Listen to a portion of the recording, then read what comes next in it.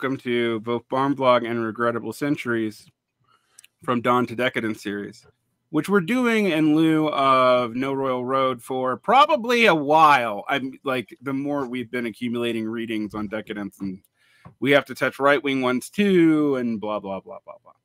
But today, we're probably primarily going to focus on Samir Amin 2018 article in the monthly review, Revolution or Decadence, which is world systems theory as third worldism. Samir Amin is a kind of joint figure for both. I would argue that Samir Amin probably is one of the few people who put some intellectual and Marxiological heft behind third world theory, particularly after the PRC, the People's Republic of China, abandoned it. I forgot when it's like the late 60s when they abandoned three worlds theory, or early 70s, somewhere in there, somewhere around the death of Lin Bao. So it's an interesting topic. Samir Amin is a key figure in that he was director of the Third World Forum in Dakar, Senegal. He was a supporter of the liberal side and the Egyptian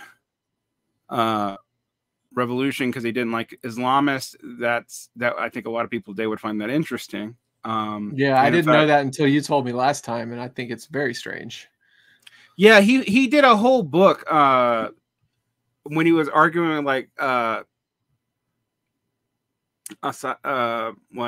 few Islamist sympathetic leftist in the 90s about how, Eurocentrism is a problem, but this idea of like indigenous organic traditions and Islam being the organic tradition of North Africa and the third world is kind of a joke.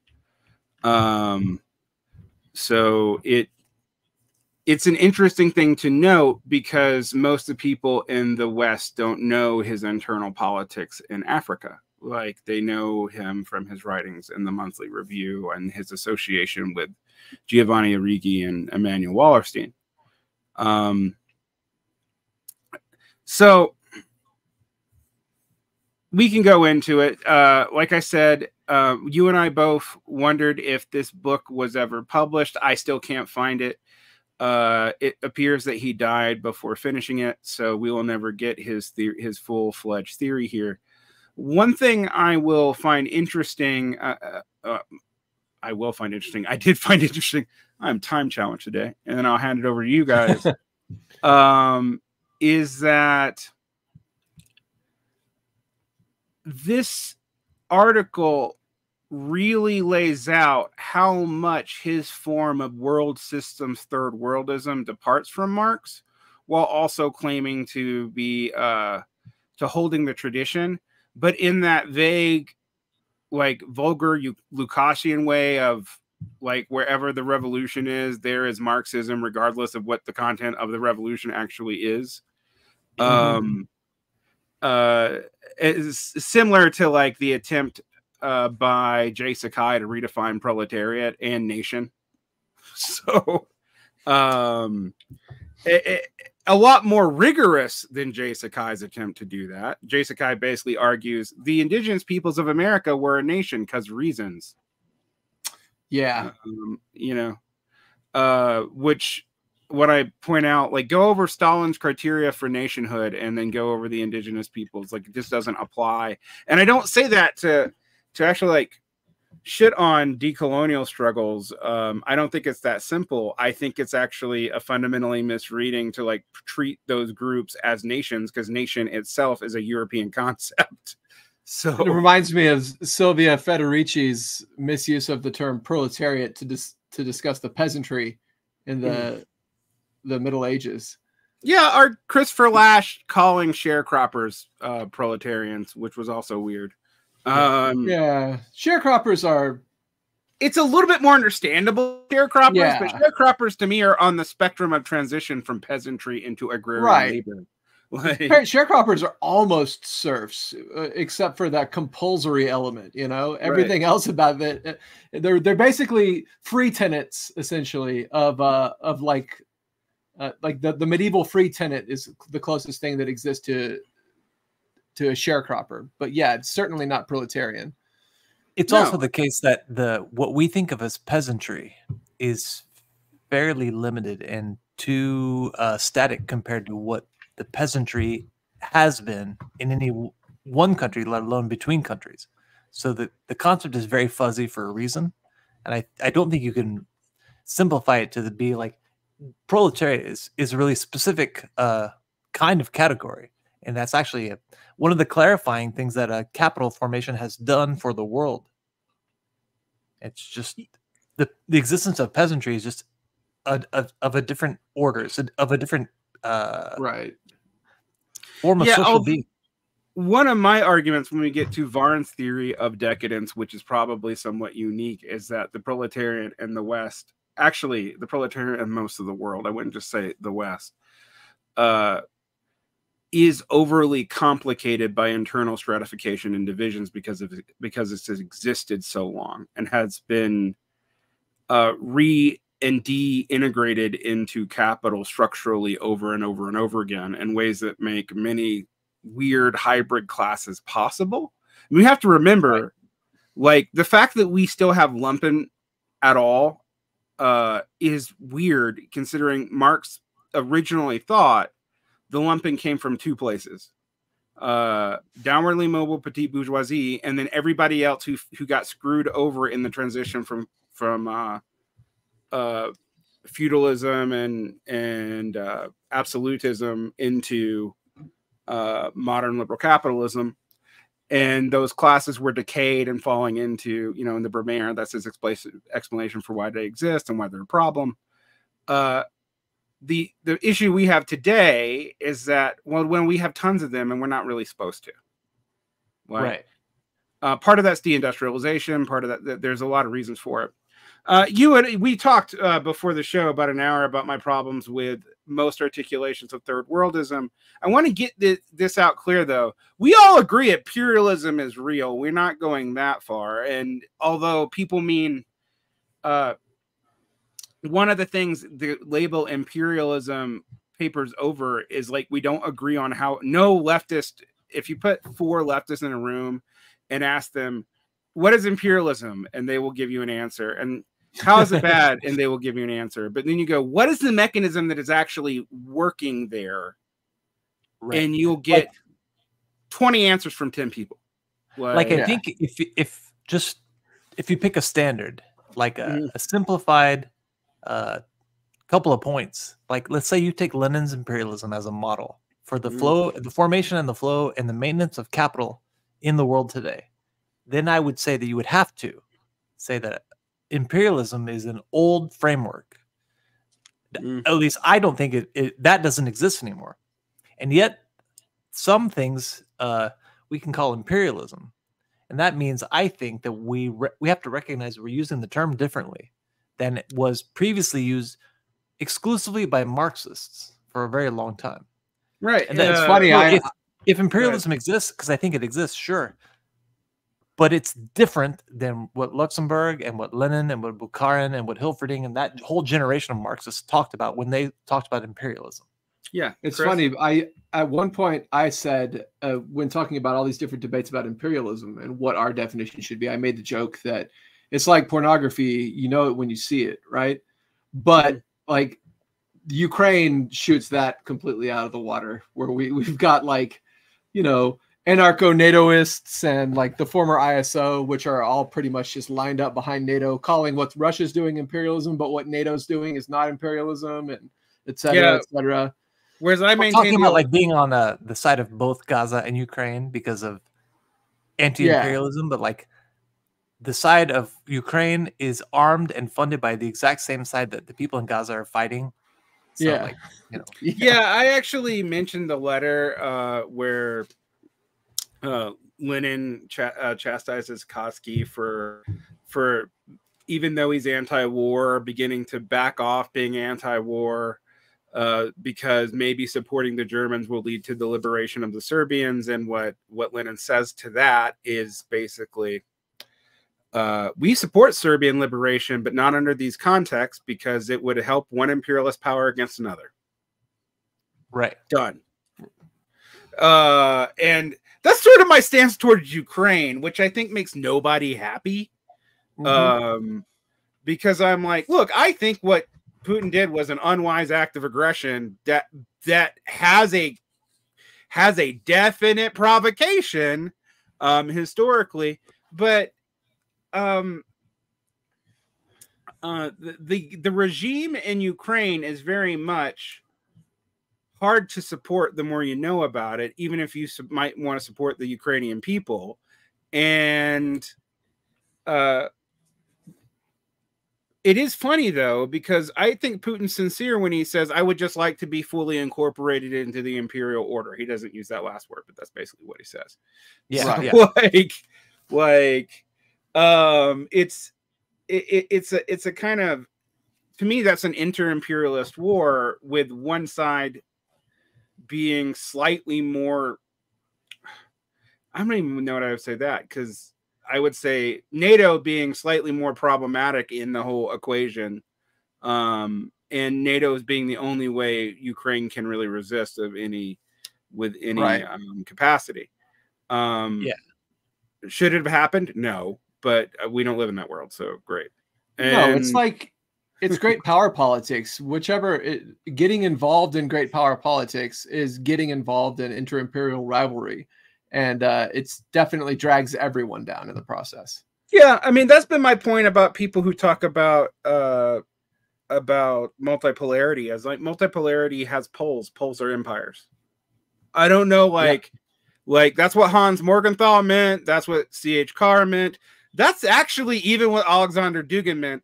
I know that most people who say they support multipolarity don't believe that. They think, I don't know, maybe if the United States had whatever kind of regime, we'd all sing Kumbaya with one another and just divide up the world, as if, the small powers are going to do that, without realizing that that's going to lead to a ton of proxy wars. But anyway, let's actually get to the article. Go ahead. There are a couple of different attitudes about multipolarity, and I'm sympathetic toward one, which is just that the way that things are now, the way things have been for the last, 50 years, has produced that those things have produced a stalemate. And so a new global reconfiguration might mean new ruptures in places we can't imagine, in ways we can't imagine. And in that sense, I get why there's a degree of enthusiasm behind the BRICS and the decline of hegemony of this side or whatever. Yeah, but that's a lot of asterisks, Yeah, I would say, my stance on that, and I've said this a billion times, so much so that, as I mentioned as we were talking on our last Dugin episode that Chris wasn't with us for, but in the time period that we've been covering the first half of the Dugin book, we've seen the rise and fall of left Duginism. Right. And I listened to that. Yeah, it was a good episode. And so, like, I think I've also noticed that Marxist-Leninists are using multipolarity a fuck lot less than they were just 6 months ago. Yeah. So it's like, oh, we don't like where this is actually going. And I'm like, well, I told you what it meant. But nonetheless, this is not Marx. This is not Marx is right, and he didn't talk about multipolarity, or Varn is right, and he's gloating, although I am doing that. This is Decadence Hours. And I thought this was interesting because this Samir Amin article is interesting because, like, its initial impulse, I think, is interesting. And I actually want to read this. One thing, this actually ironically gets into one of my debates with Chris Catrone, where everyone talks about Marx talking about capitalism. I go, Marx rarely uses the word capitalism. Normally when he refers to capitalism, he's referring to bourgeois society, which he also sometimes calls, and I think wrongly because it was poorly translated, civil society, right? Mm-hmm. Like civil society against the state and those ideas there. What he's talking about, like, because Bürger is what is the word being translated to civil, and Bürger is pretty much the German word for bourgeois. So, like, what he's really calling, and Engels actually commented this to a translator, it should be translated as bourgeois society, and that's what he's aiming against. in that bourgeois society produces in its contradictions what we now call capitalism. Weirdly, and it was actually surprising to realize this, if you read a good translation of Marx or read him in the German, it's not that he never uses the German word for capitalism, but he doesn't use it a lot. Like it doesn't come up a lot. I'm not even sure, like barely at all. The other thing I'll say is that while we have some clarity on proletariat versus peasants, I will point out, though, we still have the problem that Marx never actually defined proletariat, which is what all these people seize on. Yeah. Because when he gets to defining the proletariat and Capital Volume 3, he stops. He just he never goes back to it. It's never finished. And I think part of why that is because if you go through theories of surplus value or even parts of Capital about productivity, he kind of gets stuck on whether or not productivity should be a marker of the proletariat. Right. A lot of people, they think it should be, but it leads to weird arguments. Like, for example, the biggest, most stupid one is baristas aren't productive, even though they literally serve a commodity to you. It's a physical commodity of which they make and give you. Like, right. It's this argument that it's not productive of value, but you have to go you have to basically do some algebraic equations to discuss what value is likely to where it can be actually found. I just feel like at a certain point that stops just being the point of the categories. And it is productive of value. Eminently political. Yeah, and also it sounds to me like what third positionists use to justify including the petty bourgeoisie among their revolutionary subject, because they're a productive class. And you can parse it any which way you want to exclude who you want to exclude and include who you want to include. Right. And to be like an edgelord American third worldist, you can exclude the SJW blue-haired baristas. There's and I know there's more to it than that, but that's why it's appealing. Yeah. Right. Well, I mean, there's a lot. There's both a lot more to it and nothing more to it, right? But this, Samir Amin doesn't do any of this. It's just this is where a lot of people has taken his ideas now that he's dead, and he can't say don't do that. Everybody likes world systems theory, even me. Even though I think it is a flawed paradigm, and the people who use it often miss the point that Wallerstein was making, that you can't just look at nations when you're doing this. Like, there's cores and peripheries within nations, within capital, et cetera, et cetera, et cetera. Now, unfortunately, I would actually point out that I think Wallerstein himself doesn't always pay attention to his warning there, but nonetheless, that is what he says. This is interesting, though. So I just want to start off here. Let's get into the actual article. Marx never reduced capitalism to a new mode of production. Huh? He considered all dimensions of modern capitalist society, understanding that the law of value does not regulate only capitalist accumulation, but rules all aspects of modern civilization. So wait, how do modes of production not rule all aspects of civilization? I mean, yeah, that question is a very important one. I think more fundamentally is just like Marx starts by talking about a new mode of production. And then from that, he talks about the kind of society erected around that new mode of production. And then that is what we call capitalism. So it's it's not reduced only to new mode of production, only in the sense that there are peripheral developments out of that new mode of production. But but it's not even technically right. This is just wrong on the face of it. Right. I mean, like I could argue away. Like, yeah, I could do what Jason just did and try to charitably say that was true. Like, that he never reduced. That is what I do. Yeah. Right. Yeah, he talked about the capitalist state. I mean, he had this big project, Hal Draper talks about in Marxist Theory of Revolution, that capital from the letters was going to be a much bigger thing, and it was going to start with the economics and then go through the politics, etc. Except the importance of the economics as he went through it seemed more and more important to Marx for explaining everything. And yeah, like also, the state was supposed to be volume 4, and then it was going to be eventually volume 5, maybe, and probably it would have become volume 6 if Marx lived to 90. It would have become volume 7. Right. I mean, we kind of have what ended up being sort of kind of volume 4, Theories of Surplus Value, which is itself 3 volumes long. Yeah. Exactly. But it is interesting that we never really get there. And one thing you can really fault Marx for, and Marx is for, and we know this from his biography, that he was never comfortable with the political aspect of political economy. He normally farmed the journalism on that out to Engels and would go in and like gloss it with, you know, economic interpretations, like with few exceptions. You know, we get hints of Marxist theories of the capitalist states in the civil wars in France and in the Room and that also gives us hints of what could be called Marxist decadence theory, which is that the progressive notions of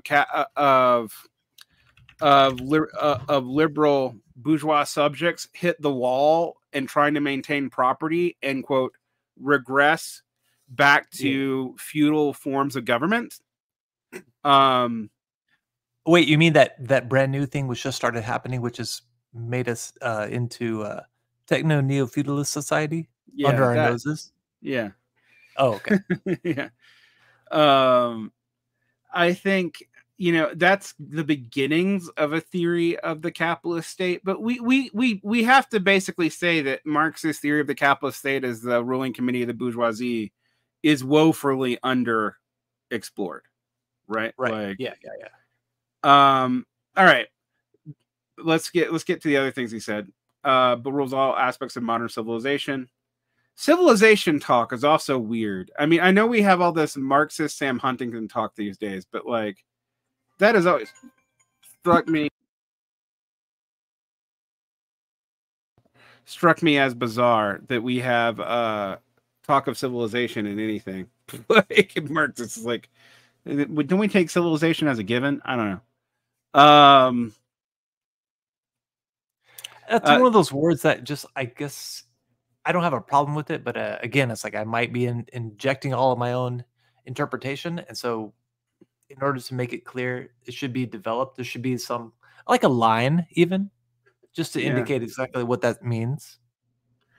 That unique vision allowed him to offer the first scientific approach relating social relations to the wider realm of anthropology. I mean, anthropology barely existed when he wrote, but okay. In that perspective, he included in his analysis what today is called ecology, rediscovered after Marx. John Bellamy Foster, better than anybody else, has clearly developed this early intuition of Marx. Kohei Sato has complicated it. Anyway. So we have here, hey, that thing you think that Marx does, he didn't do that. Marx was also into anthropology and ecology, which is true. Although I would also argue that, like, you know who wrote more about both of those things for both good and ill? Engels, not Marx. Like, Marx was only interested in those things very peripherally, in the sense that because there's a new mode of production, which is still unfolding, and because there is a new form of class society being crystallized around it in order to strengthen it and to preserve it. Questions of like anthropology and ecology, which are peripheral to the thing which is peripheral to the thing which is central to Marx, which Amin says he didn't do. Right. Yeah. I also share, and I'm skipping a paragraph about, you know, Baran and Sweezy, because for those who know me, you should know that I think those are the accidental two worst Marxist scholars in human history. Yeah. I don't think that they meant to be that bad. But I think them trying to marry the Bukharan view of monopoly capital to Fordism and then people maintaining that even after Fordism's long gone has been kind of a disaster in Marxist analysis. Because one of the assumptions of Baron and Sweezy is that the primary contradiction of capitalism was solved by basically management. I mean, that's more or less what they're saying. I also share another intuition of Marx, clearly expressed as early as 1848 and fully formulated until his last writings, that according to which capitalism represents only a short bracket in history. Oh, I hope that you are. I mean, in so much that all of human civilization that isn't hunter-gatherer represents a short bracket in history, sure. Yeah. I mean, on the, what is it? The anatomically modern humans appeared about, like, what, 100,000 years ago? So, yeah. Sure. And Wait, and we've had civilization for, like, it might be more than that, actually, but I think that's wrong. I think it's 200,000 years ago, and I think we even have evidence of like abstract thinking and burial rites and stuff as early as 200,000 years ago. 233,000 years ago in Ethiopia. Yeah. Thought I remembered stuff from when I was an anthropology student. All right. Well, I took one anthropology class with you, Jason. Remember when we took that class together? Oh, that was actually a really, really good class because it was about it was physical anthropology. Yeah. It was about magic, witchcraft, and religion. And it was two anthropology classes. And about how a typical linear way of thinking goes. We graduate from magic into witchcraft, and we graduate from that into religion, and then we graduate from that into science. And he was like, a better way to understand it is a way which I now would say is dialectical. At the time, but we took two classes then, because the one I was thinking about was the physical anthropology class, where we looked at all the different skulls and we had exams on and trying to categorize which one was which. Oh yeah. When people was ask me like, well, if evolution's true, then where are the missing links? I was like, dude, they're fucking everywhere, like all the time. Yeah. This is another problem I have with David Graeber.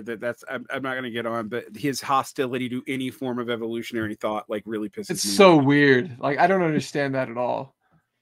And people don't even pick up that he's hostile to it. And I'm like, oh yeah, he's very hostile to it. Anyway, real weird. But all right. I share another that represents a short bracket in history. Its historical function being to have created a short time, a century, the conditions calling for moving beyond communism, understood as a higher stage of civilization. That's kind of true.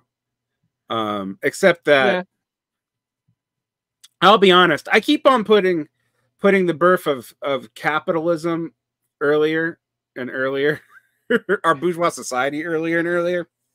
Didn't we say last time? Well, I said last time that an easy date is 1500. Mm-hmm. Yeah, that's pretty much where I put it. Is like shortly after 1492. And there's so many things that develop around that time period. Although I think to have it be a recognizable, like no matter where you look, it's really more like 20th century. 1650 is when it starts to develop. But well, okay. And I would, go ahead. I would say of course, you people who've listened to us all together have heard me bring this up several times before. The northern Italian city-states, right, in the High Middle Ages, are developing what clearly looks to be a bourgeois society, but it's abortive. Yep, I'm with you on that. I'm also I've read Brundall talk about that. You also see similar capitalist developments in monasteries in the 13th century, but they don't go very far because they're still in a largely feudal context. So I would, and some people that's the birth of capitalism. And I'm like, no, that's just market relations beginning something that would look like it. But like that's closer to like a collectivist collectives engaging in a market than like anything close to capitalism. And if you like a libertarians would be Jairus Banerjee, think that any market with any form of currency equals capitalism, you start moving merchant capitalism Banerjee does this. He moves merchant capitalism all the way back to the fucking end of the Roman Empire. there are elements of what becomes capital the Roman Empire. It will, but it doesn't go anywhere. Well, the reason why Banerjee does this, just to completely explain them, he says that if whatever relation predominates, even if you're other relations, you are that thing. He doesn't really believe in hybrid forms, but then that means whenever he sees markets, which I don't think is actually the good marker for capitalism. I think wage labor plus banking are the two markers of capitalism. But anyway, as a staunch Wickhamist, I have to disagree with him. Yeah.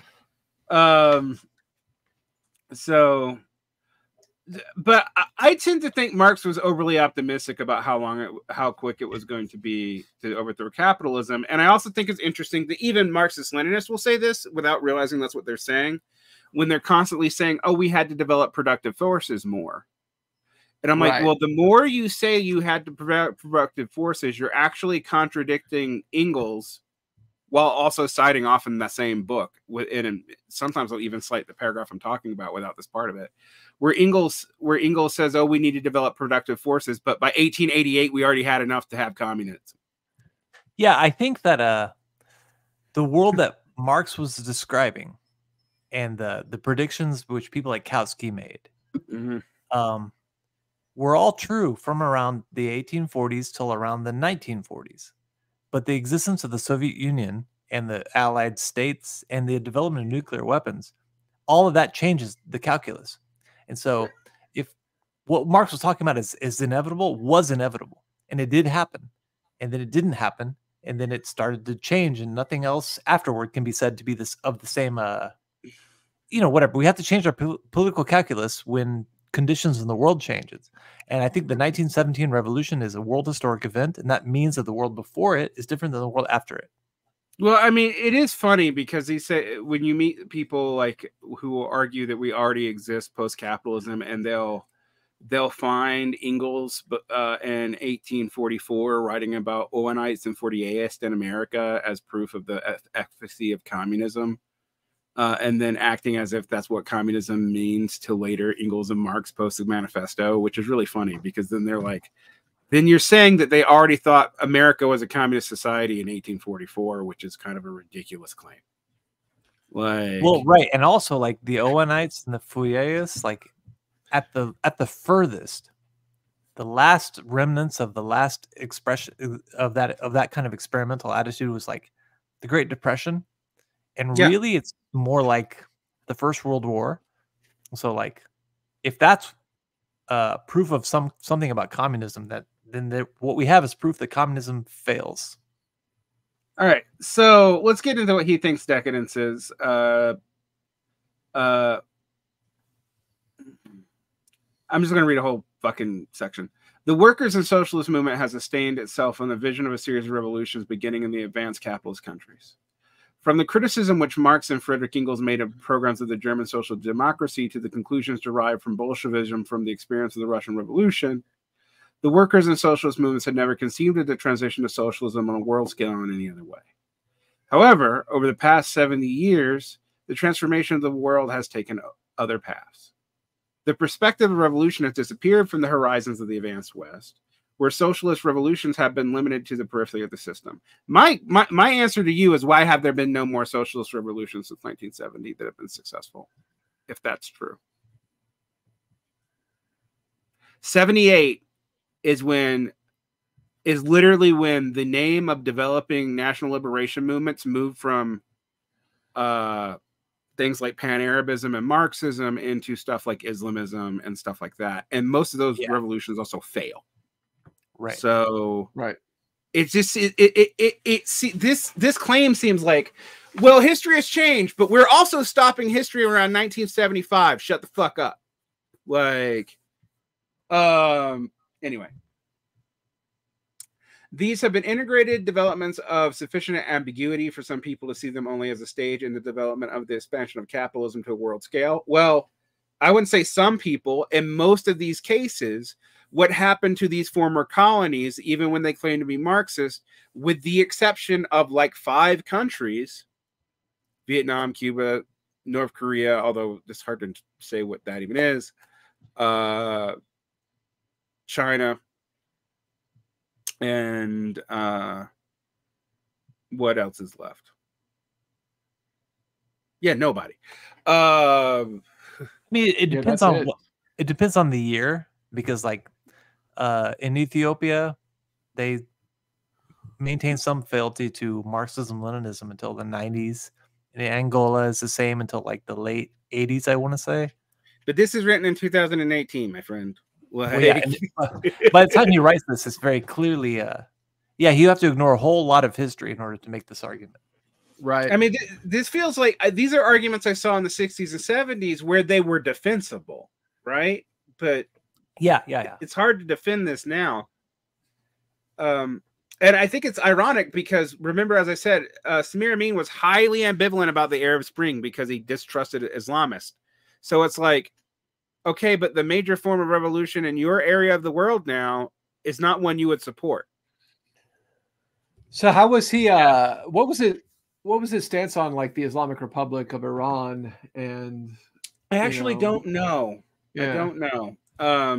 He might be one of the many people who talked about the Islamic Republic of Iran as like Islamist Leninism without any Marxism, which I actually think is kind of probably true. At one point, sure. Yeah, I don't think it's true now, but I think it was true. No. I think it was true from like and I mean this because the other societies I can think that did Leninism without Marxism, so they copied Leninist sales structures and developmental plans, but remain completely capitalist. The National Action Party of Singapore. I mean, this is another example. This is another example of the reason why I think that our inability to properly reckon with the neoliberal restructuring of the world economy in the 1970s has been like fundamental to our miscalculations of everything else. Because there are some excusable reasons why you could say this or that about a developmentalist regime, even in spite of it not being technically a workers' movement. But like, it's kind of statified and it's kind of allied to the socialist world and whatever. You can make that case for a while. By the 80s, you look around the world and everybody's they're in the same trap, and that means the political calculus has to change again, and we just haven't changed it since the fucking 2 generations ago. It's sort of like ML's talking about Assad like he's his father, right? Right. And Syria like it was the Syria of the 1970s and 80s. Instead of the Syria which participated in the Gulf War on the American side. Right.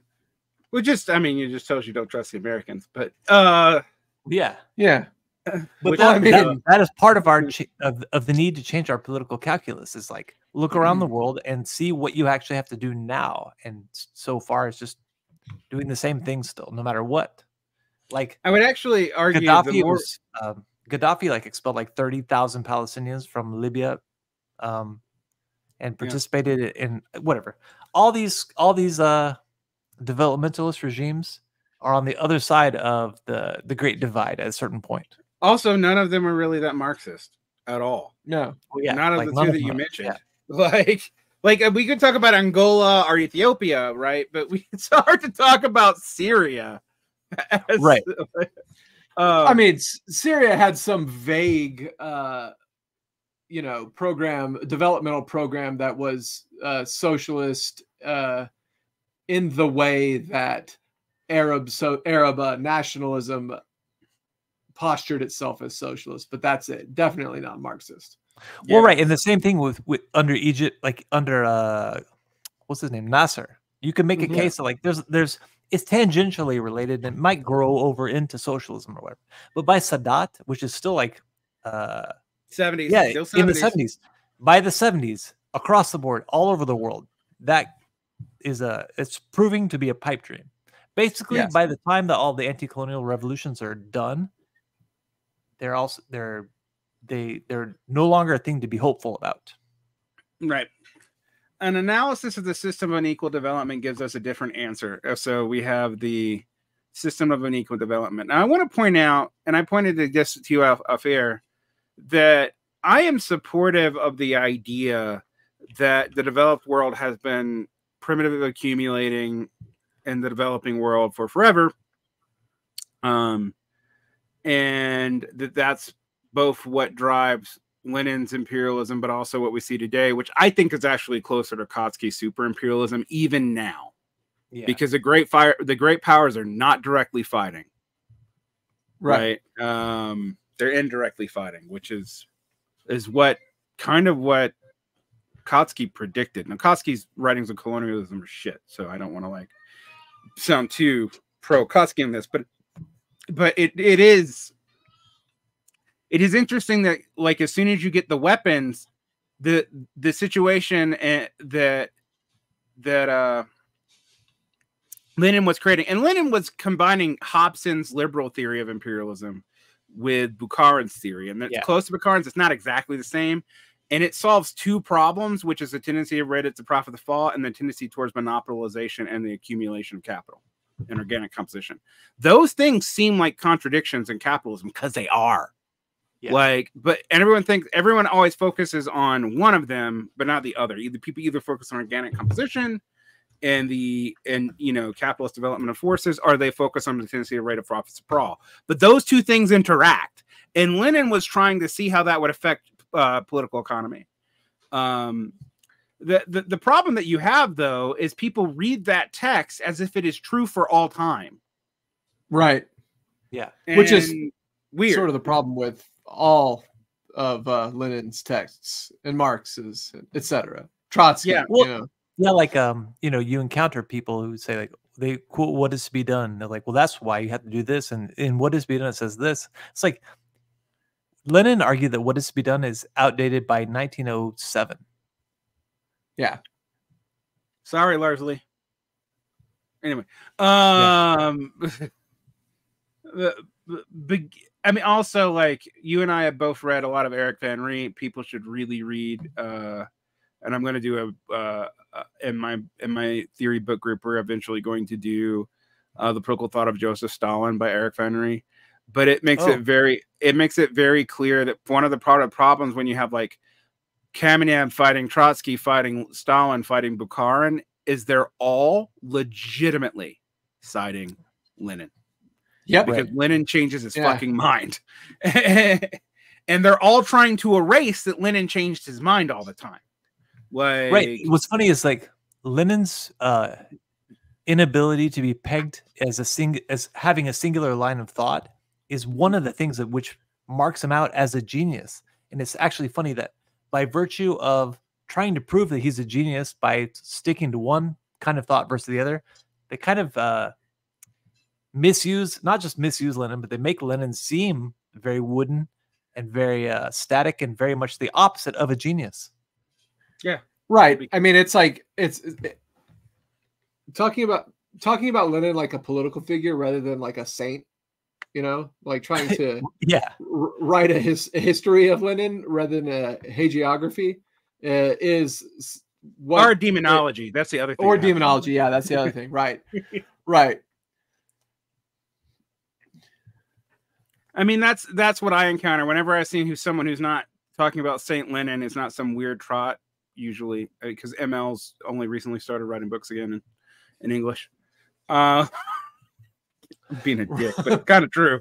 Kind of, yeah. I guess you could consider what does Lucerdo writes in Italian originally. It's just translated to English. Yeah, trots have really cornered the Lenin market, the literary space for the last couple of generations, for sure. Part of that's part of that's anti-communism. I will grant that. Part of that's also though that like the internal rules of the CPUSA really had them not engage in debates with liberals or with Trotskyists. So then what the fuck were they going to say? Yeah, who the fuck is left? And then you get a proliferation of weird writings about this stuff in the sectarian new communist movement of the late 60s and 70s. But like those people don't sit down and write a fucking book. Like they don't. They write screeds and pamphlets and then like drop out. We never hear from them again. All right. Let's get back into this because we got we got distracted. Over the past 75 years, the transformation world has taken over the past. Blah blah blah. We already read that. Beginning with the contemporary imperialist system, the analysis obliges us to consider the nature and meaning of unequal development in previous historical stages. So instead of like analyzing what's happened since the 70s and the beginning of world systems theory, we instead go, we are going to compare the U.S. to Rome. All right. The comparative history of the transition. Go ahead.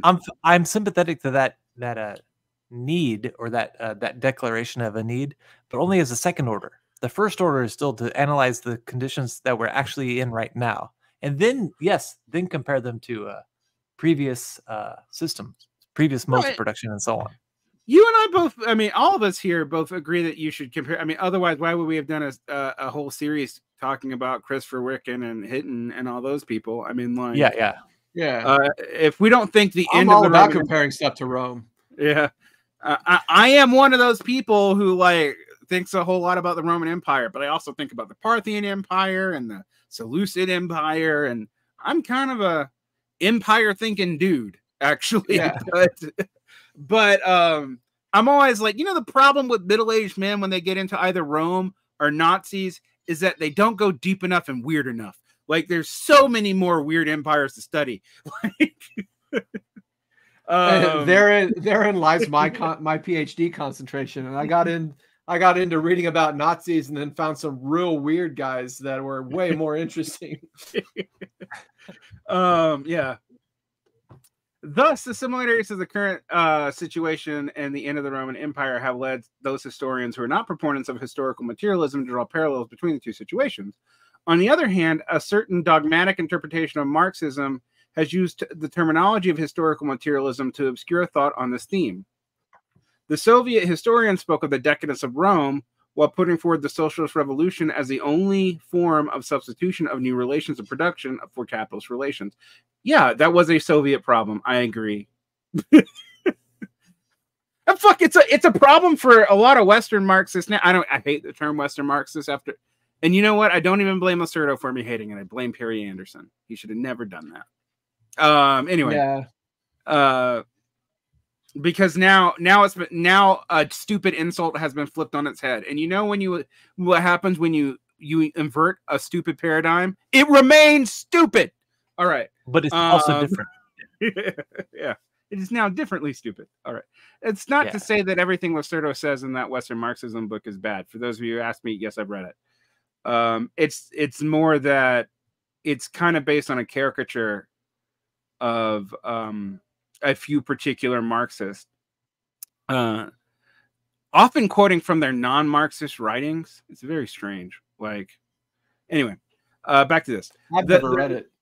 Yeah, I would suggest reading it. The Lacerda one, not the Garrido one. I've read both, unfortunately. The Lacerda one made enough good points that I didn't feel the need to throw it against the wall. But there were entire chapters where I was like, why are you citing Ernst Bloch before he was a Marxist and not mentioning anything afterwards? And why are you pretending that Togliatti didn't lead the Eurocommunism? Oh my God. Well, anyway. You could say you could do the same thing with Lenin, except for that Lenin historiography has been retroactively fitted in such a way as to make Lenin a perpetual genius according to whatever the line of the author is.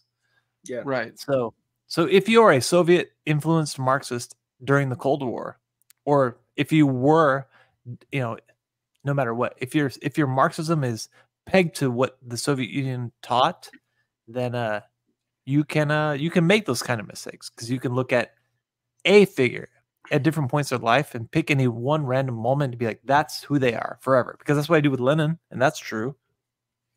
So, yeah, they do that a lot. It's a bad historiography. Also, it's part of the general socialist activist confusion of historiography with history. Like, they can't tell the difference between claims about interpretations of history and historical facts. Yeah. Anyway, back to the text. Although this is a historiography problem, believe it or not. The following comparative analysis of the form and content of the ancient and capitalist crisis in relation to production addresses the issue. The differences between these two crises justify treating one in terms of decadence and the other in terms of revolution. My central argument is that the definite parallel exists between the two crises. In both cases, the system is in crisis because the centralization of the surplus it organizes is excessive. I think that's true. Okay, that's true. Fair enough. Yeah. That is, and that's not a but see, that's not a critique of capitalism. That's just a critique of hegemony. Right. And I think people miss the difference. That is in advance of the relations of productions that underlie it. Okay, so this is where he tries to make it a critique of capitalism. Thus, the development of the productive forces in the periphery of the system necessitates the breakup of the system and the substitution of a decentralized system for collecting and utilizing surplus. Okay, so that's the central thesis here. Which I don't have a problem with. Like, I know that you hate this line of reasoning, and I don't hate it. With asterisks, I get something out of it. But as a meta critique of hegemony, I don't hate that. We'll get to what I hate. That's not actually it. As a meta critique of the breakup of the system, I do think the system's going to break up. Sure. But I don't think that's going to just look like the developing countries all of a sudden flipping and they become the core of the world because reasons. Right. I mean, I think that's insane. It's just totally ludicrous. Yeah. I remember reading through the. Go ahead. I'm sorry. I remember reading through the beginning of this and wondering how the hell this has anything to do with decadence theory. It really doesn't. None of it does. Except that he's basically arguing. He's trying to argue, I think, that Marxism was right about the 19th century if the revolutions had popped off.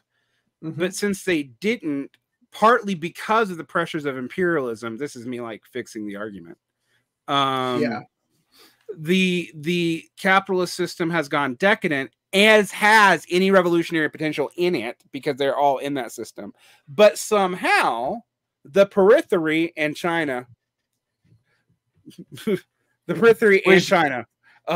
have anything to do with the periphery. Yeah, and very much not part of the capitalist system, right?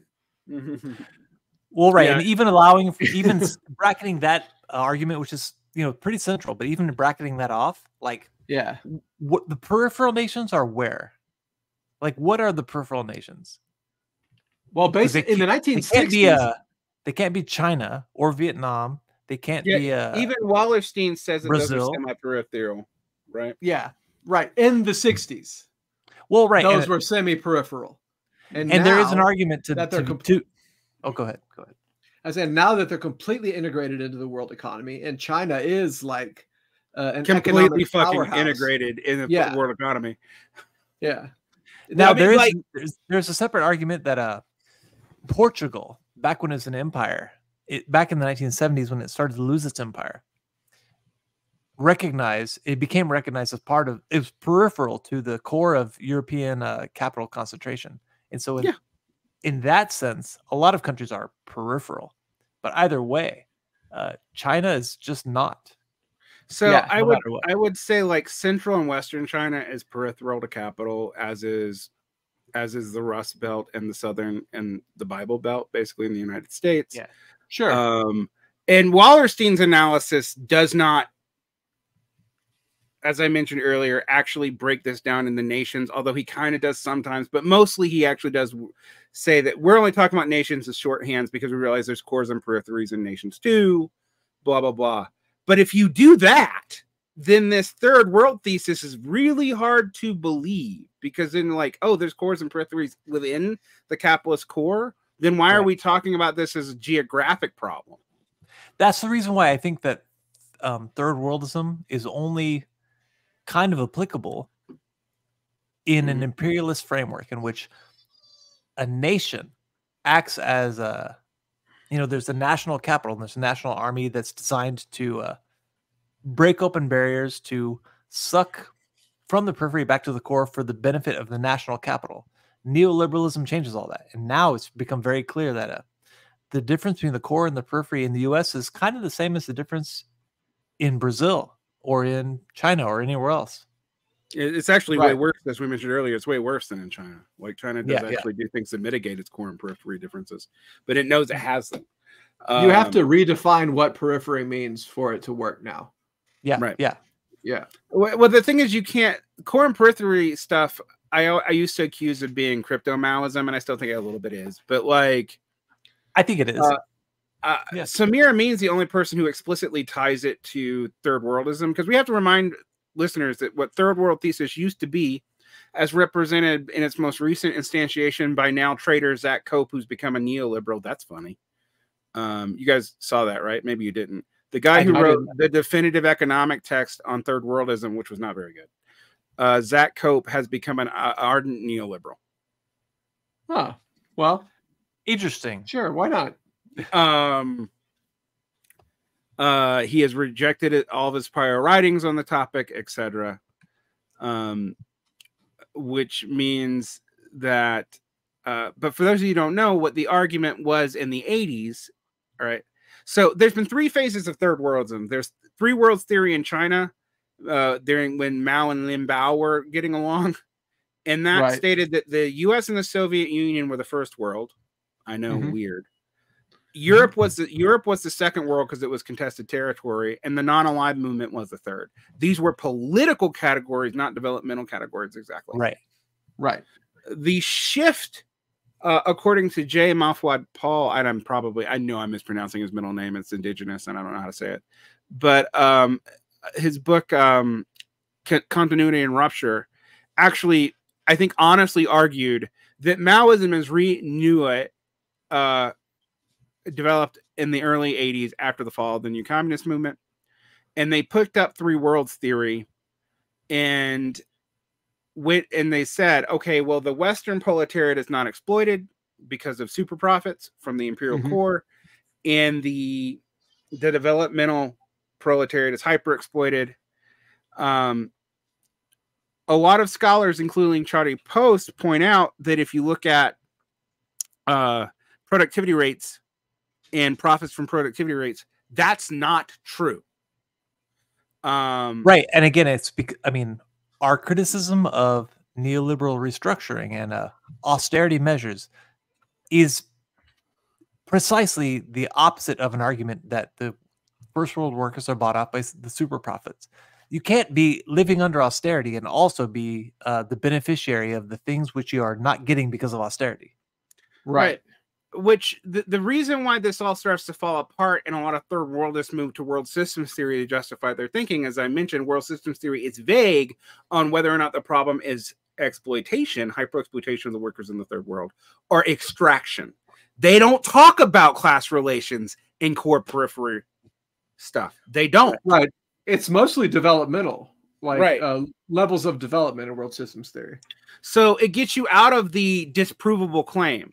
Now, I can go into like John Smith's discussion of imperialism, where he talks about how when we talk about the difference in productivity, that's real, but it's because of legal arbitrage and force. I think a lot of those arguments are actually correct, but that still does not mean that the first world proletariat is unexploited while the third world is hyper exploited. What that means is nation states are doing extractive trade.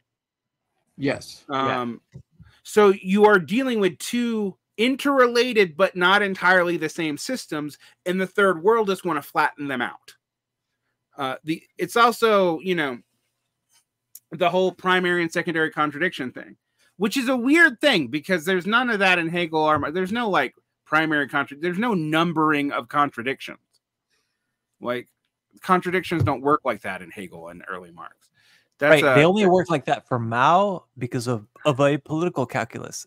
Right. If there's a series of contradictions, which one deserves our attention most? That's all it's saying. And I don't even agree with that. There's a shift. There's a slide from Mao's let's say realpolitik all the way over to this is how objectively the world is on a scientific basis. It's like those are two different kinds of argument. Well, Mao was incredibly opportunist in his application of a universality to his realpolitik. Yeah. And I think it was a net negative for the world communist movement. Yeah, no, it definitely created the Sino-Soviet split. But I also think he was trying to paper over the difference between Chen Duzu, who gets kicked out of the party for eventually becoming a Trotskyist, and Li Dazhao, who was the other founder. Li Dazhao, concurrently to Mussolini at about the same time, says, well, if we're talking about national development, why don't we just apply proletarian? Why don't we apply class statuses to countries? Yeah. And Mao does not pick that up. Mao does not talk about China as a proletarian nation as such, but he does say, well, national development and national borders is necessary for the international, blah, blah, blah. And the one thing we can even if you believe, and I'm actually one of the people who believe there are real communists in the Chinese. I don't think it's like they all want to be capitalists. I think they mean what they say. I think they think they're doing a giant NEP. Sure. I don't know how they're going to get out of it, but I think they think they can. My answer, however, though, is what Mao's point about the primary and secondary contradiction being political calculus was also an explicit attempt to justify including, just like the Kuomintang had done priorly, Chinese capitalist in the spectrum of the party. Yes. And that's why there's 4 stars on the fucking flag. That's exactly right. Right. The 4 stars represent class collaborationism.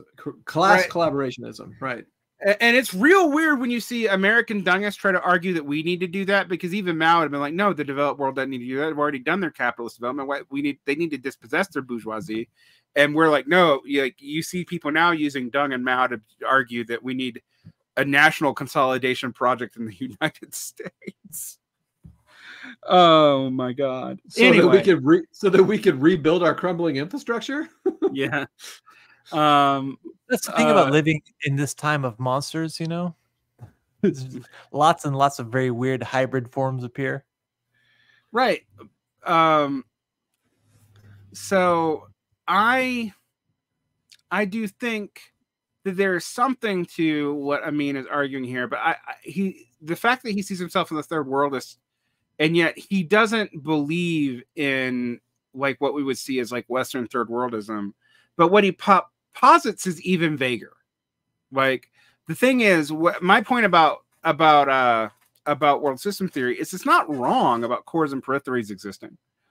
And it's not wrong about uneven development being necessary for capital, because the tension between organic capital composition and interclass bourgeois conflict leads to the necessity between globalization on one hand and capitalism has always been fucking global, people. It was from that's one of the reasons why the Italian city-states didn't become full capitalist countries is they never went imperial. I mean, that's part of the reason why I peg the dawn of a new era of what becomes recognized in retrospect as the bourgeois era is the 1500s, because it's when capital becomes global. Right. That's the whole point. That's the primary distinction, I think, between the old world, the old order, and the new order, is that we hit a limitation at home, we just go abroad, and that's everything else is downstream of that, and that's yeah.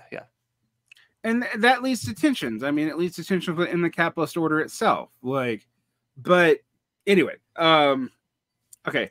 The most commonly accepted thesis within historical materialism is the succession of 3 modes of production: the slave mode, the feudal mode, and the capitalist mode. We all know, even I agree with Samir Amin, that this is way, way, way vulgar. In this framework, the decadence of Rome would be the only expression of the transition from slavery to serfdom. Although, as you and I have both talked about, it's hard to know when a slave becomes a serf, even in the fucking language that was used. It vaguely happened somewhere between the 9th century and the 13th century. So, I think that in the Roman Empire also, in the late Roman Empire, you see that category being muddled as well. Because if you remember Wickham, he talks about the latifundia switching to systems of rents, right? Yes. Yeah. Right. And then and so in that transition to switching over to a system of rents, you've got bound laborers becoming free laborers who are contractually obligated to stay on their land. So it's sort of a semi-serfdom. And that still doesn't take into account the continuing condition of slaves in the centers of the city. In like, if you can be a slave who would be an artisan in a different mode of production, but in one which allows for slavery formally, doesn't go away until the whole empire goes away. So let me tell you another problem with Samir Amin. While I'm actually sympathetic to one of the things he talks about the various absolutist empires, like in the China, the Islamicate ones, etc. And I think he has a point about just calling that Asiatic despotism as flattening. One thing I will say though is he doesn't seem to mention this does other damage to the modes, because slavery is essential to some of those absolutist empires and not others, including the caliphates. Right. So I mean, that's why he talks about an extractive mode of production rather than a slave mode of production. Right. Or no, he talks about a tributary mode of production. He talks about a tributary mode of production, because then you don't have to focus. Like, slaves can still exist, but we're just not going to deal with that like at all. Right, and that sort of papers over the difference between feudal society and slave society. Yeah, well, I think that's the point. I think that's the point. He's trying to basically bring them together. And in some ways, I think it does a lot of work. It's intellectually kind of an interesting, it's useful. And in other ways, it makes new problems where the old problems didn't exist. So it takes the problems and moves it over to, it creates the same amount of problems, though. I mean, yeah, go ahead.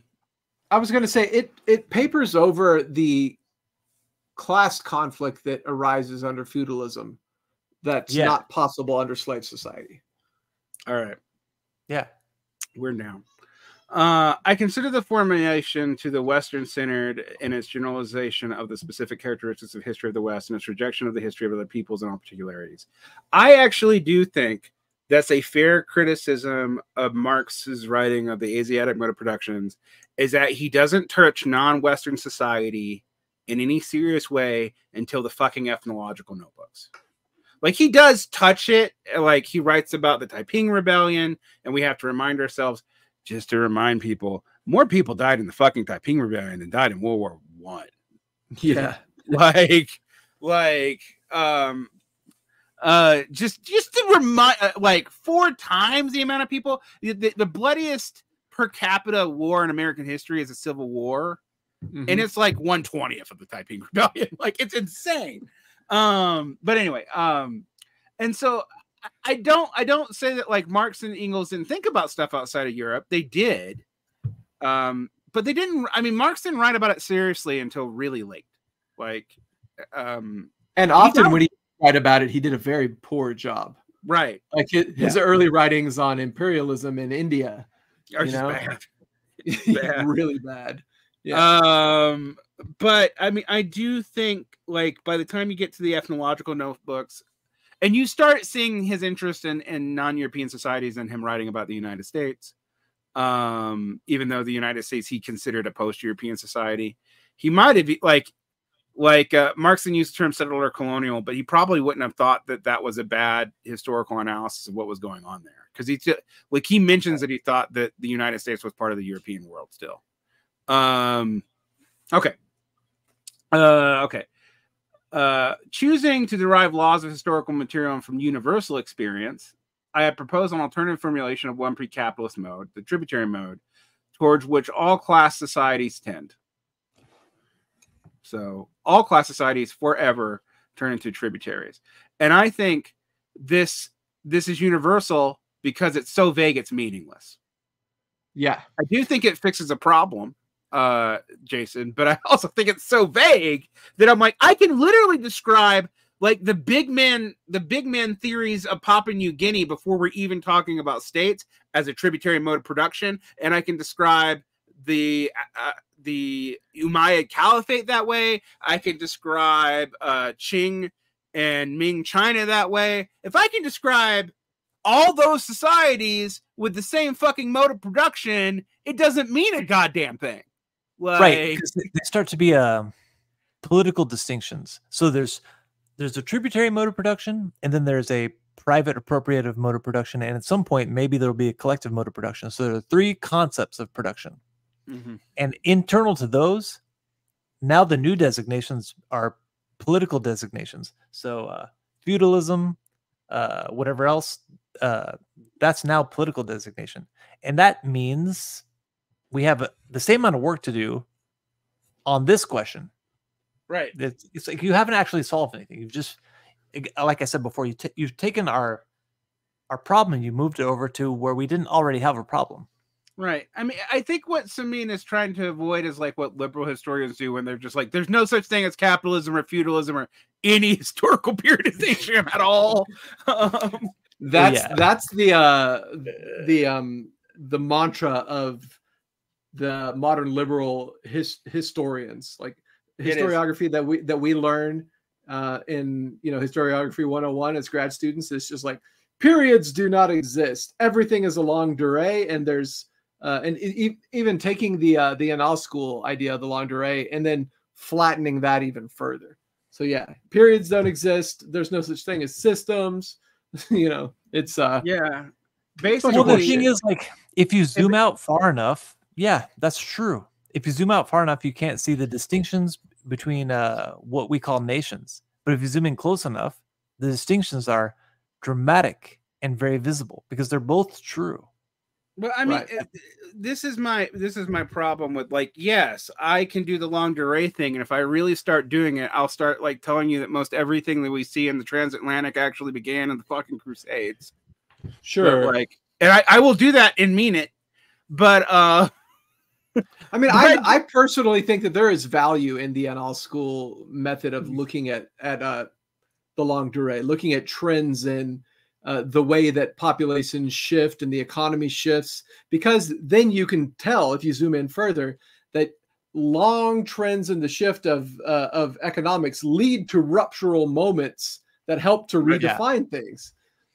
But like just pretending like, oh, just because millions of people died and the world was thrown into turmoil and several countries shifted over to new modes of production after the Russian Revolution doesn't mean the Russian Revolution is important, because on the grand scale of things, it's only a blip, which to me just seems like a really disingenuous way to look at the world.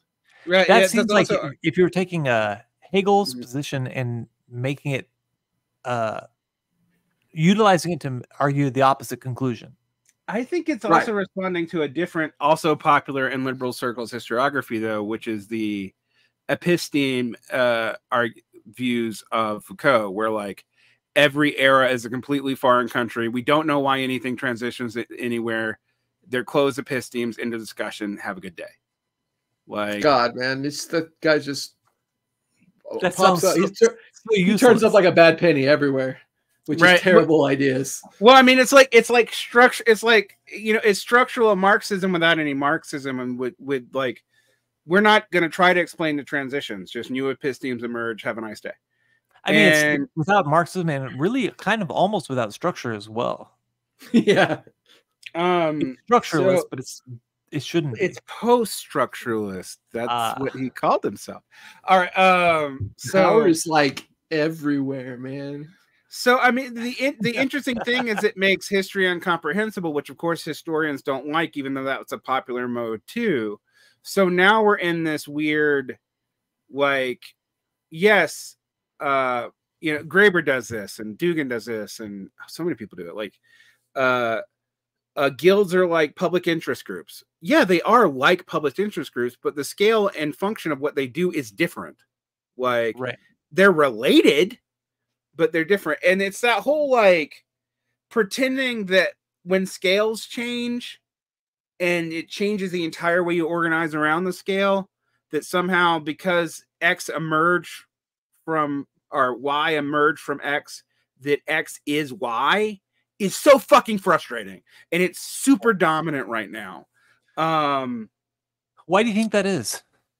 Because the questions of hard demarcations are hard, and there aren't, and what we would all say is there aren't really, like, there is no, and this is different from Marx, but you and I, and probably Chris would agree, there's not a specific moment where I can say, this is when the world became capitalist. It was over a long period, and it emerged over time. Just like when we talk about like the end of late antiquity and the beginning of the Middle Ages, which itself has all kinds of weird Christian teleological notions in it, but nonetheless, we can see that there's a long transition period after the Roman Empire into what we might call feudal and manorial political organization in Europe, right? Right. Yeah. And it's tied into decadence patterns. It's tied into overlapping law codes. It's tied into a bunch of things. Well, it's kind of like if you took a color wheel, it's like they're like 4 colors, and you zoom in close enough to where all you see are the gradations between how one shade eventually becomes another shade, and the distance between the two is the closer you zoom in, the less is clear. And at a certain point, you could say, "Oh, there's no such thing as color. It's all the same." It's like that's true, but also doesn't tell you anything. Right.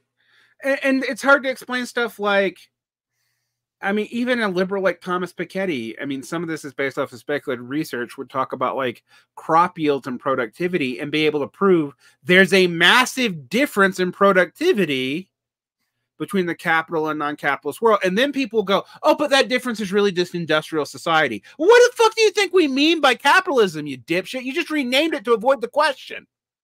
There's a lot of that happening. Yeah. I mean, that's sort of the, I had a friend of mine one day who was like, why do we need to have multiple different theories of like oppression that further just narrow down the question to a more and more and more specific type of oppression for every single theory? I was like, well, so we can avoid talking about like systemic oppression, right? It's so we can, it's like, and that's sort of the watchword of liberal academia right now. The other watchword, like, how can we hyper focus? It's both hyper focus and then the opposite, which is the Abraham X. Kendi, systemic racism, implicit bias, and bigotry are all the same thing. We're just going to go back to calling them all racism because it's confusing to have multiple types. Right. Yeah. But systemic, you handle them entirely different.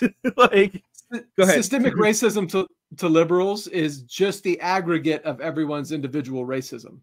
Right. Yeah. Which is like just fucking wrong. I can teach 10th graders the difference when I talk about, all I have to do is talk about wealth accumulation over time. And even 10th graders would get it. Like, like it's not hard. And yet somehow our liberal friends make this all mystified. And you're right. What you see is both trends. You either see complete demarcations where there's no continuity whatsoever. And we have micro oppressions and this, that, and the other. Or we're talking about it in such broad terms that everything is everything else. Okay. Anyway. Right. And I think Amin is dangerously close to that, frankly. All right. The hypothesis views the establishment and subsequent disgeneration of Rome as a premature attempt at a tributary construction. Wasn't Rome already tributary? That's the thing. Yes. I might be very confused by this claim. Always. From beginning to end, always tributary. It's tributary that you fucking literally paying tribute. The level of development of productive forces did not require a tributary centralization on the scale of the Roman Empire. What? Like this is asserted at such an abstract level that I'm not even sure what it means. The first abortive attempt was followed by a forced transition through the feudal fragmentation, on the basis of which centralization was once again restored within the framework of absolutist monarchies of the West. So, I mean, that's kind of true in that you have complex societies emerge again. You go from, and Joseph Tainter puts this clearly when he talks about one of the things that you can tell about complex societies and the beginnings of states and the end of just like lordship is you start talking about in territorial terms But if you want to look, and it goes back and forth, but he talks about like, when it happens when a king moves from the king of the Franks to the king of France. Right. Which is true. I mean, that's a very, like, when you start moving from a king of a specific peoples to a, which are not territorially bound, you're a leader of these peoples who speak the same language, et cetera, and then move into being able to demarcate yourself with those peoples being tied to a geography. Yes, that is a complex society. Okay. But this idea that Rome hadn't developed the productive forces that required tributary centralization, I guess this is actually a backdoor, like, look, Africa was more developed than Europe, although, again, the Roman Empire was fucking all over. There was more of the Roman Empire in Africa than there was in Europe, but anyway. Yeah. My whole rant when everyone's like, everybody's like, the Western world begins with the Roman Empire. I'm like, funny, because the Roman Empire kind of overlaps with the Islamicate world, like, even more. But anyway, sure. And also it existed in what we would consider the East, right? For like 1,000 years after the collapse of the Western portion. Right. The Western portion is just the part that fell first. This first abortive attempt was followed by a forced transition through feudal fragmentation, on the basis of which centralization was once again restored within the framework of the absolutist monarchies of the West. He tries to go through 1,000 years of history in a sentence. Yeah. That's so broad that it doesn't work. Right. Right. Only did then the mode of production of the West approach the complete tributary model. So he's saying that we didn't have tributary societies until the West could compete with the Islamicate and Chinese empires. I mean, he's not saying that, but that's what he's saying. Yes, he actually does eventually say it. It was, furthermore, only the beginning stage that the previous levels of development of productive forces in the West attained that of the complete tributary mode of Imperial China. This is doubtless no coincidence. Of course, we're going to pretend that Imperial China was one state for that long, which it wasn't. How many different Chinese empires are there? Like, yeah, I don't know. I don't know my Chinese history, but I know there's at least there's at least a dozen more than there are versions of the Roman Empire. Yeah, I don't know my Chinese history before the 19th century. Sure. Yeah. I actually know early Chinese history, and then I jump ahead to the Qing. it's like boot, and I don't know anything until like around the 1750s. I know a lot. I do know, for example, Korean history, and I can tell you that knowing Korean history reminds me that Chinese territorial claims have moved all over the map, right? Yeah. Like during those time periods. My knowledge of history is very Eurocentric. Yep. I do want to say this. I mean, it's a point I don't really want to. I mean, whatever. I think there's some justification for talking about the West as a concept as being rooted in Rome. Although it's very important to recognize that it did not exist until after Rome did not exist. Okay. I'll buy that. I think the concept of the West is what comes out of the collapse of Rome and is almost exclusively identified, embodied in the church, the Catholic Church that held it together. Well, so really, the West is Christendom. It's Charlemagne. It's Charlemagne's empire. It's Christendom. But that also would include the Eastern Roman Empire. The West and Europe become synonymous for a reason.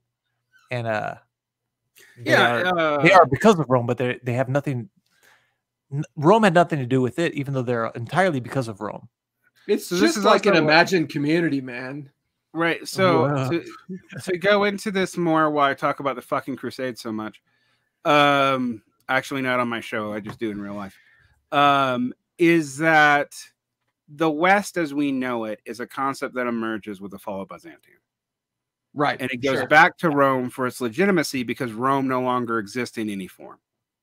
Mm-hmm. And I mean, it kind of sort of nominally exists in the Holy Roman Empire, but it doesn't exist in anybody's hearts, although it exists in everybody's minds. Right. Everybody wants to bring back the Roman Empire. So, I mean, I get there is a direct relationship between Rome and the West, but it's a post facto construction. Right. It's an animating concept more than like a political reality. Yeah. Which is the way a lot of these things work. I mean, this is all. I'm going to say something super controversial. This is also true for China. Like China as a consistent polity, not as a consistent ethnic group. It's been a consistent ethnic group for 6,000 years, but as a consistent policy is a reverse myth. Yeah. Right. That's like Germany, Italy, right? Yeah, that's all the big national project was to fool you into thinking they existed prior to the 19th century. With the exception of the first ones, which was France and England, and they got on national myth consolidations as early as fucking Milton. So English and French national their national conception is very much based on conflict between one another. Right. Like the 100 Years' War is where English and French national concept is solidified. Right. I don't think I'm not prepared to agree entirely that it's all to convince you that it was always the case. I think that there's some Bauer on us. Well, yeah, there are definitely some arguments to be made that there are all kinds of proto-nations which eventually consolidate themselves into nations. The myth is that they are the same thing. Right. Well, this is what I'm saying. Like, yes, they're like. That's why I use it in modern English. We use the term ethnicity to clarify this out because we also use nation for things that aren't nations. Sure. Like we talk about the U.S. nation. It's not a nation. Like the myth is that the Bretons, the Occitans, the Burgundians, and the French are all the same thing.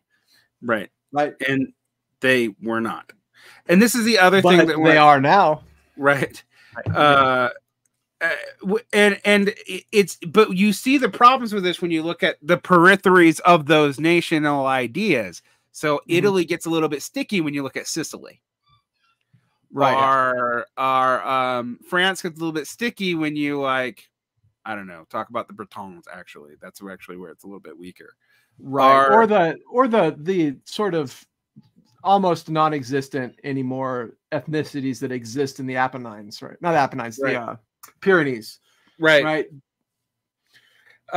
England gets real kind of ticky when not England. Britain gets real kind of tickly when you have to deal with Wales and Scotland.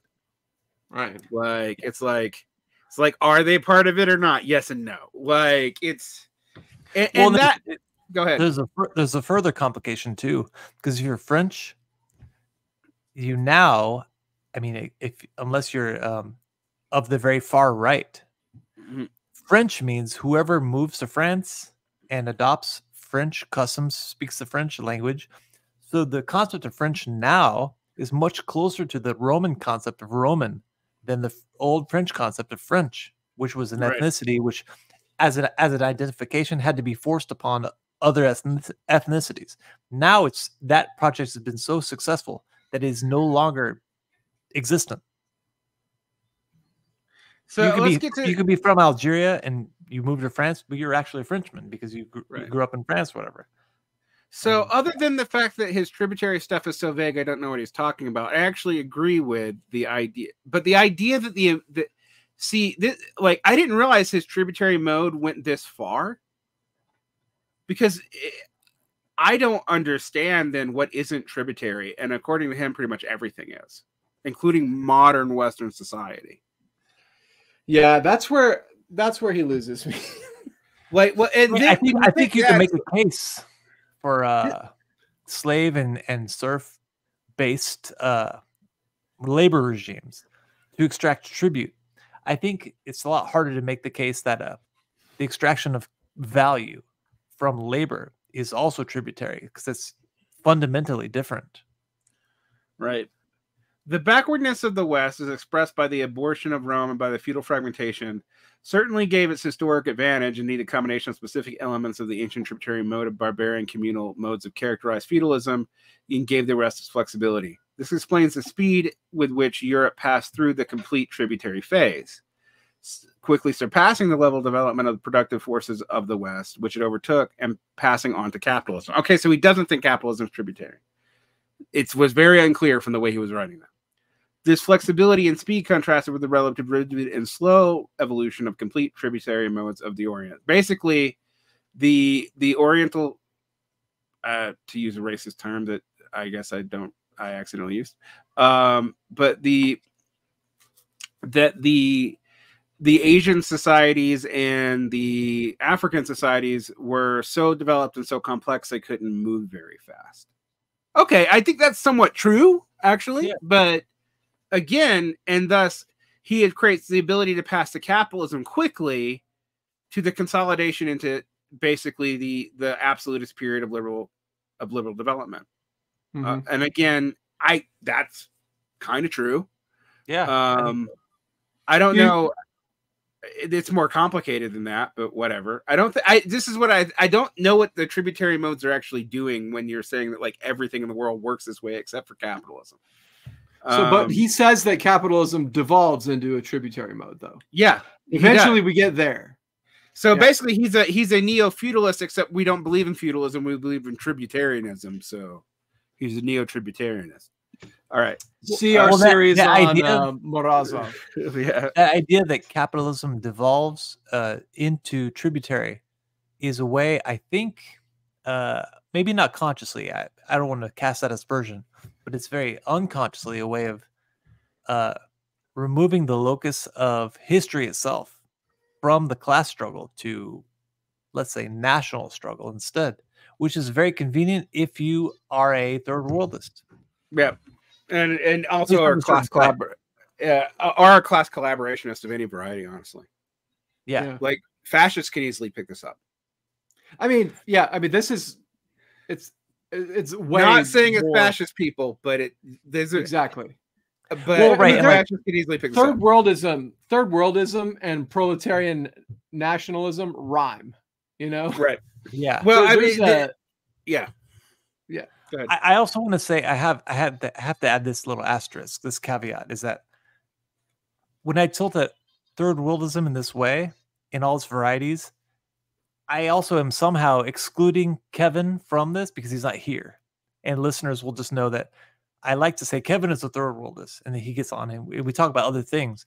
At some point, we'll have to talk about Kevin and third worldism, but not today. Yeah. That you can do that on your show. We'll ambush him and then we'll all fight. It'll be a good show. All right. The contemporary imperialist system is also a system of centralization of surplus on the world scale. That was true until 1968. I just want to point that out. And in 68, there was 2 points of centralization, and the other was communist. And they weren't centralizing through imperialism, despite what liberals tell you. Because they spent more on their peripheries than they took in. All right. But they needed the exact opposite of what is called imperialism. Yeah. Exactly. The centralization operates on the fundamental laws of capitalist mode and in its conditions of its domination over pre-capitalist modes of the subject periphery. So this is very different from Wallerstein in that Wallerstein talks about peripheries within the capitalist countries. Amin, even though they were supposedly they were allies, Amin says that their peripheries are pre-capitalist, and I'm like, bullshit. A lot of this like straight up bullshit. I have formulated the law of accumulation of capital on the world scale as a form of expression of the law of value operating on the scale. Well, I'm also going to point out he uses law of value in the Stalin mode explicitly, not in the way Marx writes about it. I'm not going to get into the differences there, but there are differences. The imperialist system for the centralization of value is characterized by the acceleration of accumulation and by the development of productive forces in the center of the system, while the periphery and these later are held back and deformed. I think that's true, actually. I would agree with that as a description of what's going on. Development and underdevelopment are 2 sides of the same coin. Absolutely. Okay, skip ahead. In the periphery, the socialist transition is not distinct from national liberation. Bullshit. Why did so many of the decolonial revolutions did not go socialist at all? Yeah, I mean, this to me just It's wishful thinking. This is wish casting. Yeah, this is pretending it's 1970 and we don't know what happens in the 80s, 90s, and aughts. Yep. Like, but he's writing this in 2018. This is essentially what the ML position on Russia and not the ML, the most vulgar version of this position is taken by some MLs. And it's their position on Russia versus Ukraine, Assad versus everyone, the Islamic State of Iran versus, Israel, is that like, because they're at odds with the West, they are a vehicle for socialism. But the weird thing about this to me is that, according to this, they should want these national liberation movements should want to be cut off from the capitalist world market, right? Mm-hmm. But almost all these groups, they don't cut themselves off; they get cut off. Like, who's leading decoupling in the world today? Is it China or the West? It's the West. Who started the tariffs wars with China? Us or them? Us. Well, right, and like according to China, it's the West. Right. Right. So it means that this does, like, even to the people in these countries, what Amin thinks they should do is not obvious to most of them until they're forced to do it. And sometimes, like in the case of Russia today, that leads to the development of industries that they avoided developing in the past. In other cases, there are real limits to it, but it consolidates national identities. See Iran. Iran has major production limits that it's hitting. Mm-hmm. And would love to be able to reintegrate with more than 3 parts of the world market. But so, like, here's the thing: when we talk about national liberation, almost all socialists agree that it would be a good in some cases. Almost all cases, even, really. Yeah. Like, well, it gets complicated when we talk about like whether the Catalans and the Scottish should be free from whatever. I want the Scots to be free from the UK just because it would really, really piss off the most annoying English people in the world. Yeah, I mean, I want that too, but it's not because of any Marxist reasons. It's not at all. It's because I have Scottish historical Scots Scotland, and I have this vague distrust of the English. But anyway, blood memory of hatred of the English. For me, it's the Munich conference, right? Right. It's going to be at least another 300 or 400 years before that memory subsides. Yeah. Did we just wrap up section 3? Yeah, let's go on. Because it really is I was about to say I have to dip out. Like, I don't know if we're going to keep going. No, I think we're going to stop here. I've just finished this, and we'll stop with this last statement. All right. It has become clear that the later is impossible under local bourgeois leadership, and thus the democratic stage is in process of uninterrupted revolution by stages led by peasants and workers' masses. This fusion of the goals of national liberation and socialism engenders, in its turn, a series of new problems that we must evaluate, like why it never fully goes socialist most of the time. It seems like a big fucking problem for your thesis. For the emphasis shifts from one aspect to another, due to which real movements of society alternates between progress and regression, ambivalences and alienation, and particularly in its nationalist forms. Here again, we can make comparisons with the attitude of barbarians towards the Roman Empire.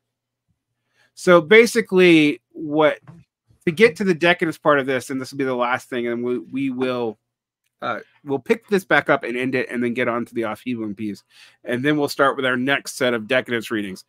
And I think we might do this for a year, guys, because I'm actually thinking like we can easily have a year of readings and just quit absolutely, because we get tired of talking about the same thing. But I do want to move on to the conservative decadence theory, though. I think that is going to be interesting. Yeah. So what he seemed, just so we go into the next episode, we can finish this and move on to the Aufhebung critique of the ICC. And I guess we have to talk about the ICC's position as well. That's the International Communist Current, not the International Court of Criminal Justice. International Criminal Court. what he's arguing here is it took the West forever to hit a tributary mode of production after the fall of the Roman Empire because it didn't develop the technology it needed to be as large as it was for whatever reason. That is vague as fuck. I'm not convinced by that, but everything after that, which I do sort of see that it takes the West a lot longer to consolidate into a polity like the Chinese Empire, the Mughal Empire, the Islamicate world, etc. Right. And that capitalism is devolving into tributariness. So basically, this is neo-feudal thesis, except not feudalism because we don't believe in that. Right. And it's also third worldist because the way out is in the developing world because national liberation is automatically the same as socialism because reasons. Yeah, and I even I agree to a certain extent that the gigantic national polities that become the modern nation states, like France, England, etc., developed later than in the East because of the reasons that he lists. Because they develop later, they also develop on more stable ground. Right. Absolutely, because they can piggyback off of prior development. Right. Right. Whereas the Mughal Empire, the Islamic world, the Ottoman Empire, even the Chinese empires, all crumble because of the lack of foundation that exists there. There's a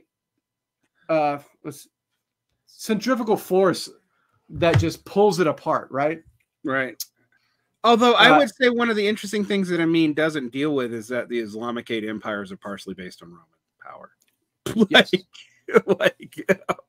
That's the Ottoman Empire. The Ottoman Empire starts off as the Sultanate of Rum, right? Right. Yes. Yeah. Of Rome. Rum in Arabic or Turkish. I don't remember what language that. Whatever Rum is, it's the Islamic variant of Rome. I think it's in Arabic, even though they didn't speak Arabic, but that's probably the word they used. Sure. And when they say Rome, they mean Byzantium / Constantinople. Yeah. They don't mean Rome. Right. Which actually came up during the ISIS shit and the attempt to reestablish a caliphate. But I mean, I think it's interesting. This little paragraph actually does describe why he's worried about regression in national movements. Mm-hmm. That's why he's worried about Islamism. He does, I want to say that, he doesn't think that this is all good, even though he's presenting it so here. But if you actually look at what he writes in his own countries, and when he was in Senegal, he's originally from Egypt, by the way. Yeah. You get that, he actually does have a much more nuanced understanding of all this than he's presenting here. But that's the core of his decadence claim, and we'll come back to see how he finishes it. I just think it's weirdly, for a guy who wrote the book on the problems of Eurocentrism, he seems to really buy the myth of Rome as the development of European identity, which as we said, it both is and isn't. As soon as Byzantium falls, it is. And that's why, I also talk about this in development of race. There's a Christian shaped hole in whiteness. Mm-hmm. But it's still a problem here. And I just feel very unsatisfied by this so far, even though I don't think all of it is wrong. I think it's more right than the vulgar third worldism we talked about earlier, but Mm-hmm. it's still extremely limited and doesn't seem to have that much to do with Marxism really at all. No, not really. Yeah. So far, it seems barely at all. Yeah. Yeah. So on that note, we got to get out of here. I got stuff to do. Chris got stuff to do. Sorry, you guys don't get a 3-hour episode today. We'll meet back in a month to finish this off and talk about the Off Hebong 3-point series on decadence and also the ICC's position, so we know what we're talking about when we get to that, because it's a critique of a specific group of people. And then we'll get to conservative decadence theory for probably a while. Probably. If we do a close of reading of Ross Douthat as we're doing of Samir Amin, then we're going to be doing this for years. Yeah, sometimes I don't need to go as in detail as I do. I just want to make sure we get the claims right. All right. No, I mean, with Amin, yeah, there's a lot packed in here. Douthat's writing a book for like mass public consumption. It'll be way easier. It'll be way easier to get through. It's nowhere near as intellectually sophisticated either. No, although I will say, reading that book, I almost asked you guys, should we read From Dawn to Decadence by Jacques Balzan, but I don't really want to make you guys read a 700-page book. Yeah. But reading Douthat, I was like, I agree with 60% of it. Yeah, yeah. I was about to say I agree with more of it than I disagree with, which I guess that just shows how red-brown we are, right? Yeah. Yep. Even though we've been complaining about red-brown people and class collaboration this entire show, the fact that we would admit that conservatives might have a point about anything. Yeah, that makes us dirty Strasserites. Yep. All right. And on that note, we end. See you guys.